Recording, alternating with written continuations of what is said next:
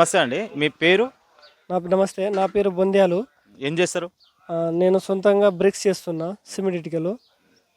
ఈ రేవంత్ రెడ్డి పాలన ఎలా ఉంది? సో, బాగుంది. ఏంటంటే ఇప్పుడు రాష్ట్ర ఆర్థికంగా కొంచెం బాగలేదు కాబట్టి కొన్ని విమర్శలైతే వస్తున్నాయి.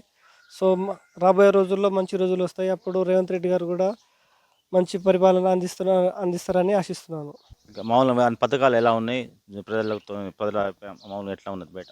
పథకాలైతే బాగున్నయి. ఇంకా అంటే ఇంకా 2 బ్యాలెన్స్ ఉన్నాయి. అవి కూడా వస్తే ఇంకా ప్రజలు కూడా చాలా హ్యాపీగా ఉంటారని నా ఆలోచన. ఇందిరమ్మ ఇల్లు అన్ని పథకాలు హ్మ్. వాటి మీద అభిప్రాయం? ఇందిరమ్మ ఇల్లు అప్పుడు కాంగ్రెస్ హయాంలోనే వచ్చింది.